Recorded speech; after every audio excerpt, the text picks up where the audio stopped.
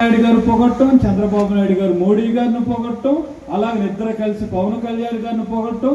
ఇప్పుడు ఎట్లుందంటే చంద్రబాబు నాయుడు గారు ఎవరు పేపర్లో చూశాను, నా బంధము జగన్ గారు పవన్ కళ్యాణ్ గారి బంధము మోడీ బంధం అనేది ఫెవికాల్ కంటే గట్టిగా ఉంది, మమ్మల్ని ఎవరు విడదీయలేరు. ఇది వారు చెప్తున్న మాటలు. నేను అడుగుతున్నాను, నీ కొడుకు కానీ మీరు కానీ మోడీ గారు కానీ పవన్ కళ్యాణ్ గారు కానీ మీరు చెప్తున్న మాట ఏమిటి? గూగుల్ కంపెనీ విశాఖపట్నంలో 1,00,000 కోట్ల రూపాయలతో పెట్టుబడి పెడుతున్నారు. మోడీ గారు అంటాడు కర్నూలులో, నాకు ఇక్కడికి వచ్చిన తర్వాత అర్థమైంది ఏమిటనంటే అమెరికా బయట ఇంత పెట్టుబడి గూగుల్ పెడుతున్నటువంటి రాష్ట్రం ఏదన్నా ఉందంటే అది ఆంధ్రప్రదేశ్ విశాఖపట్నంలోనే చెప్తున్నారు. నేను అడుగుతున్నాను, ఎర్ర జెండాలు కానీ లేదు మేం కానీ రాష్ట్ర అభివృద్ధికి దేశ అభివృద్ధికి ఆటంకం కాదు. ఒక్కటే సూటి ప్రశ్న, గూగుల్ ఆంధ్రప్రదేశ్కి రావటానికి మీరు ఇస్తున్న రాయితీ ఎంత, వారు కల్పించే ఉద్యోగాలన్నీ, ప్రపంచవ్యాప్తంగా గూగుల్ యొక్క చరిత్ర ఏమిటి అనేది ముందు నేను ప్రారంభిస్తాను. ఎందుకనంటే ఇవాళ చంద్రబాబు నాయుడు గారు కానీ పవన్ కళ్యాణ్ గారు కానీ మోడీ కానీ దేశం అంతా చెప్తుంది ఆంధ్ర రాష్ట్రానికి మేము గూగుల్ తెచ్చాము అని చెప్తున్నారు కదా. గూగుల్ ఈ రాష్ట్రానికి 1,00,000 కోట్లు పెట్టుబడి పెడితే చంద్రబాబు నాయుడు గారు గూగుల్ కంపెనీకి భూముల పేరుతో కానీ కరెంటు పేరుతో కానీ నీటి పేరుతో కానీ మౌలిక వస్తువుల్లో కానీ 22,000 కోట్ల రూపాయలు రాయితీ ఇస్తా ఉన్నారు. అంటే గూగుల్ పెట్టే పెట్టుబడి ఎంతో కాగితాల మీద ఉంది, ఇచ్చే ఉద్యోగాలు ఎన్ని ఉన్నాయో కాగితాల మీద ఉంది, ఆచరణకు రాదు. కానీ కంపెనీ పెట్టడం కంటే ముందే మీకు 22,000 కోట్ల రూపాయలు రాయితీ ఇస్తున్నాము అని ఈ ప్రపంచంలో 22,000 కోట్ల రూపాయలు ఒక కంపెనీకే రాయితీ ఇస్తున్న ఏకైక రాష్ట్రం ఏమిటనంటే అది ఆంధ్రప్రదేశ్ మాత్రమని మనం సగర్వంగా చెప్పవచ్చు. మరి ఎన్ని ఉద్యోగాలు ఇస్తారు? గూగుల్ చరిత్ర ఏమిటి, వాళ్ళు ప్రపంచంలో చేస్తున్న పని ఏమిటి, వాళ్ళ నేపథ్యం ఏమిటి అని చూసినప్పుడు గూగుల్ కంపెనీ అమెరికా బేస్డ్గా ఉన్న కంపెనీ.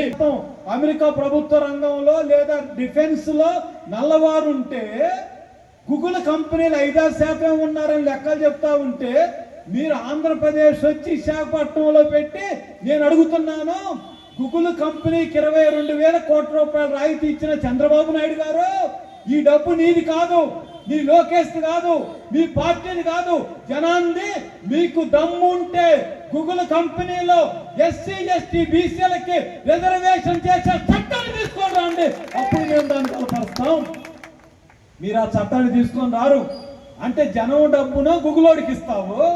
వాళ్ళు దళితులకు ఉద్యోగాలు ఇవ్వరు, గిరిజనులకు ఉద్యోగాలు ఇవ్వరు, బీసీలకు ఉద్యోగాలు ఇవ్వరు, మహిళలకు ఉద్యోగాలు ఇవ్వరు. ఎవరికి ఉద్యోగాలు ఇస్తారు?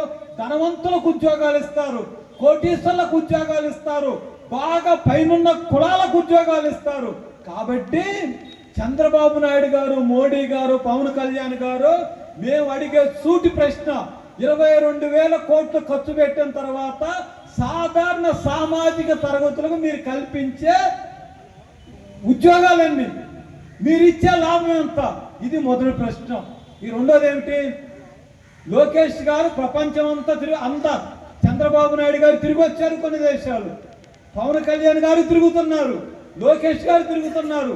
మీరు ఎన్ని ఉద్యోగాలు ఇస్తారు? వాళ్ళు ఒట్టికి వస్తున్నారా? అమెరికాలో పెట్టుబడి పెట్టేటటువంటి వాళ్ళు అక్కడ కాకుండా ఇక్కడికి వస్తారంట, చైనాలో పెట్టుబడి పెట్టే వాళ్ళు ఇక్కడికి వస్తారంట, యూరోప్ లో పెట్టుబడి పెట్టే వాళ్ళు ఇక్కడికి వస్తారంట. ఎందుకు వస్తున్నారో తెలుసా? దేనికి వస్తున్నారు అనుకుంటున్నారు? మనకు ఉద్యోగాలు ఇవ్వటానికి కాదు.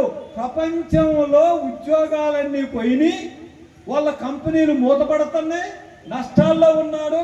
ఎవరన్నా బుర్రున్నటువంటి వాడు అక్కడ నష్టం వస్తే ఇక్కడ ఎందుకు వస్తాడు? ఇక్కడ ఏదో లాభం జరుగుతుంది.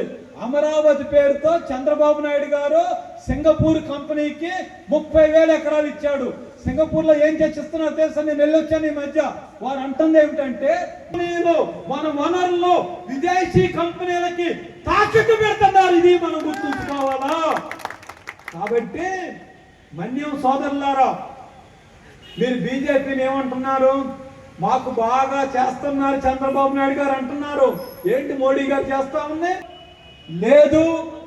రాష్ట్ర రాజధానికి ఎన్ని డబ్బులు ఇచ్చారు? అదొక్కటే కాదు, ఆ రోజు మనం అందరం డిమాండ్ చేసింది రాష్ట్రానికి ప్రత్యేక హోదా ఇవ్వాలని మనం డిమాండ్ చేశాం. రాష్ట్రాలకి నిధులు ఇవ్వాలని మనం డిమాండ్ చేశాం. వెనకబడ్డ ప్రాంతాలను ఆదుకోవాలని మనం డిమాండ్ చేశాం. మరి చంద్రబాబు నాయుడు గారు ఎన్ని నిధులు తీసుకొని వచ్చారు మీరు అడగొచ్చు. కమ్యూనిస్టులు కూడా, మరి కమ్యూనిస్టులు ఏం చేశారు? మీరేం చేశారు? రామ్మోహన్ నాయుడు గారికి వచ్చి కమ్యూనిస్టు యూపీఏని బలపరుస్తూ చెప్పుకున్నాం. కానీ కమ్యూనిస్టులు యూపీఏని బలపరిచినందుకు యూపీఏ సోనియా గాంధీ గారు కమ్యూనిస్టులు పిలిచి మీ సంఖ్య ప్రకారం 18 మంత్రి పదవులు వస్తాయని చెప్పారు. కమ్యూనిస్టు అన్నారు మాకు మంత్రి పదవులు వద్దు, ఏం కావాలి? మాకు మొట్టమొదట కావాల్సింది ఆదివాసులకి అటు హక్కుల చట్టం లేదు, అటు హక్కుల చట్టం తెస్తే మిమ్మల్ని బలపరుస్తామని చెప్పారు.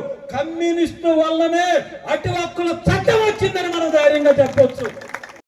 వస్తే మోడీ గారు దానికి తూట్లు పడతా ఉంటే ఎప్పుడన్నా చంద్రబాబు నాయుడు గారు మా ఆదివాసి మోడీ గారిని అడిగాడమ్మా? రాజా ఏమడుగుతాడు? కంపెనీల గురించి అడుగుతాడు, రాయితీలు అడుగుతాడు, కానీ మీ పట్టాలు ఇవ్వండి అని అడగరు. ఇవాళ మీ జిల్లాలో ప్రధానమైన సమస్య, ప్రధానమైనది ఆదివాసులకి, ఎస్సీలకి, బీసీలకి ప్రధాన సమస్య ఏమిటనంటే మీరు పోటీ చేసుకుంటున్నారు. కుటుంబం 40 సంవత్సరాలుగా భూమి మీద ఉంటున్నాం, వాటికి పట్టాలు ఇవ్వటం లేదు. పట్టాలు ఇవ్వకపోవటం వల్ల రైతులకు సహాయం రావటం లేదు. అలాగనే పంట నష్టపోతే నష్టపరిహారం రావటం లేదు. బ్యాంకులు అప్పులు ఇవ్వటం లేదు. కేంద్ర ప్రభుత్వం నుంచి వచ్చే రాయితీలు రావటం ఉంటే ప్రభుత్వం పట్టాలు ఇవ్వటం లేదు. ఇంకా దుర్మార్గం ఏంటో తెలుసా? పార్వతీపురంలో నాన్ ట్రైబ్స్ దగ్గరగా, నాన్ ట్రైబుల్ ఉన్నటువంటి ప్రాంతాల్లో ఏజెన్సీ దగ్గర భూములు కొని నాన్ ట్రైబుల్ భూములు మీ జిల్లాలో 7-8 మండలాల్లో 1000 ఎకరాలను ఆక్రమించుకుంటున్నారు. కాబట్టి ఇప్పుడు ప్రధానమైన సమస్య పోడు భూములకు పట్టాలు రావాలి. అన్యాక్రాంతమైన మన భూములను ఆక్రమించుకున్నటువంటి ఆ భూములన్నీ సర్వే చేసి మనం అన్యాక్రాంతమైన భూములు గిరిజనులకు అప్పచెప్పాలి. ఇది ప్రధానమైన సమస్య. ఈ మహాసభలో మనం చర్చించేది పోడు భూములకు పట్టాలు కావాలి, అన్యాక్రాంతమైన భూములకి తిరిగి మనకి ఇవ్వాలి. అది గినక లేకపోతే బహిరంగంగా మీ పక్కన పోలీసులు ఉన్నారు, పోలీసులు వ్యాన్లు ఉన్నాయి.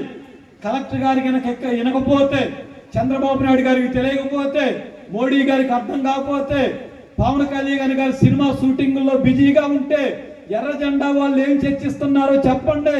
చర్చించడమే కాదు, 2 నెలలు టైం ఇస్తాం. మీరు పట్టాలు ఇవ్వకపోతే, అన్యాక్రాంతమైన భూముల్ని గినక మాకు అప్పగించకపోతే ఎర్ర జెండాలు పట్టి మేము ఆక్రమిస్తాము అని చంద్రబాబు నాయుడు గారికి చెప్పండి. చట్టాన్ని ఉల్లంఘించామంటారా? కేసులు పెడతారా? జైలుకు పంపుతారా? మీరేమన్నా చేసుకోండి. కాబట్టి చంద్రబాబు నాయుడు గారిని అడిగేది, మీరు మోడీ గారిని బలపరిచి మాకు పట్టాలు రాకుండా చేస్తున్నారు, మాకు అన్యాక్రాంతం చేస్తున్నారు. అందుకోసం మీరు మోడీ గారిని బలపరుస్తుంది. పవన్ కళ్యాణ్ గారిని అడుగుతాం, ఏమిటి ఏరమల్లు సినిమాలు తీశారు, అలాగనే ఆదివాసుల సినిమాలు తీశారు, పవన్ గారు సినిమాల్లో బాగా నటించారు, మాకు పట్టాలు ఇవ్వకపోతే ప్రశ్నిస్తామన్నారు కదా, మీ గొంతు ఎక్కడుంది పవన్ కళ్యాణ్ గారు అని మనం అడగాల్సిన సందర్భం వచ్చింది. ఇదొకటి. ఈ రెండవది ఉపాధి హామీ. మీరందరూ మీరు స్లోగన్స్ ఇచ్చుకుంటా వచ్చారు.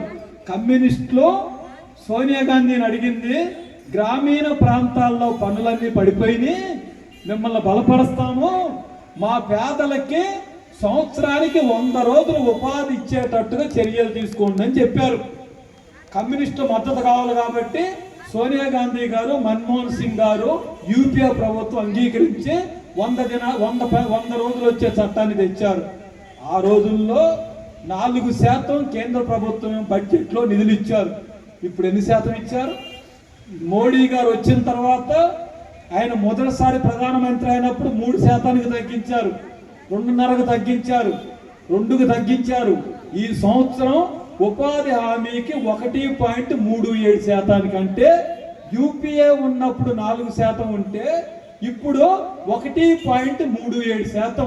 అంటే సుమారుగా 2.6% నిధులు ఉపాధి హామీకి రావాలి.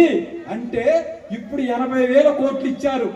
యూపీఐ ఇచ్చినట్టు 4% కనుక ఇస్తే 2,50,000 కోట్ల రూపాయలు ఉపాధి హామీకి వచ్చి ఉండేవి. అప్పుడు 2,50,00,000 వస్తే మనకు రోజు కూలి 600 వచ్చేది. అది ఒక్కటే కాదు, 100 రోజులు పని వచ్చేది. మోడీ గారు డబ్బులు తగ్గిస్తా ఉంటే చంద్రబాబు నాయుడు గారు నోటికి ప్లాస్టర్ వేసుకున్నాడు. పవన్ కళ్యాణ్ గారు మాట్లాడరు. ఆయన ఉపాధి హామీ శాఖ మంత్రి, గ్రామీణాభివృద్ధి. పవన్ కళ్యాణ్ గారు, మీకు దమ్ము ఉంటే, ధైర్యం ఉంటే ఉపాధి హామీకి డబ్బులు పెంచండి అని మోడీ గారిని నిలయండి మనం అడుగుతా ఉన్నాం పవన్ కళ్యాణ్ గారిని. కానీ ఆ పని చేయడం, ఆ పని చేయకపోగా ఇప్పుడు ఇంకోటి తెచ్చాడేమిటి? మీరంట ఉపాధి హామీ డబ్బులు కావాలనంటే ఏం చేయాలా? మీరు చేస్తున్న పని ప్రదేశాలకు వెళ్ళి అక్కడి నుంచి ఫోటో దిగి మోడీ గారికి పంపాలంట. పంపితేనే ఆయన డబ్బులు ఇస్తాడంట. నేను అడిగేది, ఇక్కడ పని చేయడానికి మోడీ గారికి ఏం సంబంధం? ఫోటో పంపాలా? చంద్రబాబు నాయుడు గారు బలపరిచారు. మన దేశంలో 26 కోట్ల మందికి స్మార్ట్ ఫోన్ లేవు, 26 కోట్ల మందికి ఇంటర్నెట్ లేదు. మరి ఈ దళితులు ఏజెన్సీ ప్రాంతాల్లో ఎలా ఫోటోలు తీస్తారు, ఎలా పంపగలుగుతారు? అదొక ప్రశ్న. ఇప్పుడు ఇంకోటి ఏం తెచ్చారు కొత్తగా?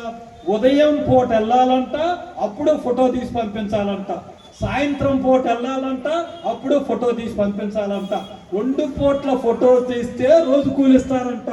ఒక్క ఫోటో తీస్తే ఎంత ఇస్తారు? దాంట్లో సగం ఇస్తారంట. ఫోటో సరిగా లేదనుకోండి అసలు ఇవ్వరంట. ఏమనాలి దీన్ని? అంటే ఉపాధి హామీని లేకుండా చెయ్యాలి. ఉపాధి హామీ వచ్చిన తర్వాత